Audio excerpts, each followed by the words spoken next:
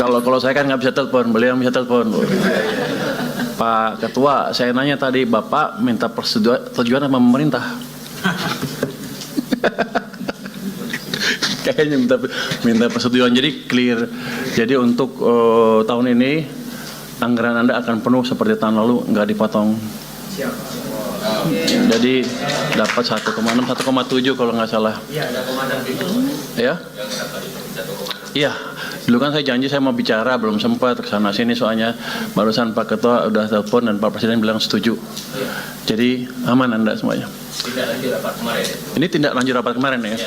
Yang saya lalai baru Pak Ketua yang menjalankan. Terima kasih Pak Ketua. Tapi udah kita hitung semuanya secara anggaran bisa, nggak ada masalah. Terus saya mungkin bicara sedikit Pak tentang ini. Ketpres Satgas Percepatan Rehabilitasi.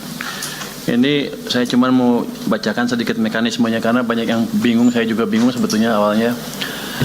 Yang saya perlu bacakan di sini, mekanisme kerjanya adalah usulan dari masing-masing bidang disampaikan ketua bidang kepada ketua tim pelaksana. Nanti ketua tim pelaksana menyampaikan usulan kepada ketua tim pengarah untuk ditetapkan. Agak bertele-tele juga ya, tapi kayaknya begini prosedurnya ya. Terus anggaran pelaksanaan tugas Satgas diusulkan oleh ketua tim pelaksana dan pimpinan KL terkait kepada Menteri Keuangan sesuai ketentuan perundang-undangan ya. Terus segala pendanaan untuk pelaksanaan Kepres ini bersumber dari APBN dan sumber lain yang sah. Yang saya ingin bacakan lagi adalah prosedur penganggaran rehab rekon pada DIPA Kementerian Lembaga. Ini beda dengan punya Anda ya. Anda belanja langsung aja. Siap. Yang tadi besok bisa ya. Pak, lagi. Siap, Pak.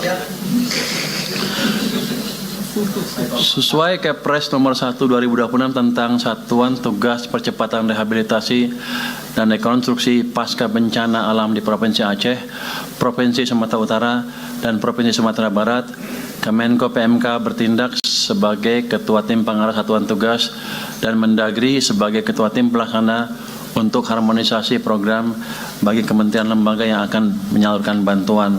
Yang kedua, berdasarkan program dan rencana kerja anggaran yang telah mendapat persetujuan Satgas, KL yang mendapatkan penugasan menyampaikan usulan anggaran kepada Menkyu. Jadi sana terus sini Pak. Kemudian yang ketiga, pemenuhan anggaran dapat menggunakan RO khusus dan atau ABT dari BABUN. Ya. Pimpinan Kementerian Lembaga menerbitkan surat keputusan Menteri atau pimpinan lembaga dan surat pernyataan tanggung jawab mutlak untuk menggunakan anggaran yang ada pada RO khusus. Yang kelima, dalam hal anggaran RO khusus tidak mencukupi, Kementerian Lembaga melakukan optimalisasi dari alokasi anggaran yang tersedia untuk melaksanakan kegiatan yang terkait dengan pemulihan pasca bencana di Sumatera. Yang keenam, terhadap hal anggaran KL tetap tidak mencukupi, pimpinan KL dapat mengajukan anggaran belanja tambahan kepada Menteri Keuangan. Jadi mungkin itu prosedur yang mesti diikuti oleh kementerian lembaga ke depannya supaya semuanya clear. Mungkin demikian update dari kami Pak. Terima kasih. Wassalamualaikum warahmatullahi wabarakatuh. Terima kasih Pak Menkyu. Sekarang sudah semua ya, sudah menyampaikan, tinggal kita ambil kesimpulan rapat pada siang hari ini. Luar biasa, produktif sekali. Silakan Prof. Izin Pak, izin Pak, klarifikasi Pak untuk update. Ya, dari Kemen.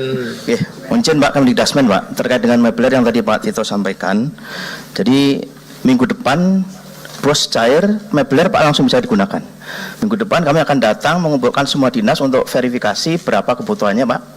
Kemudian minggu kedua Februari kita akan lakukan verbal, kita berikan bantuan Revit. Jadi Pak Tito kita siapkan. Oke. Ya, saya kira ini bagus sekali pimpinan. Jadi kan bos itu mekanismenya dari Kementerian Dikdasmen sama seperti Menteri Kesehatan, langsung BOK, Badan Bantuan Operasional Kesehatan itu langsung ke rumah sakit, ya, nggak melalui Pemda, mohon maaf nih ke Pemda.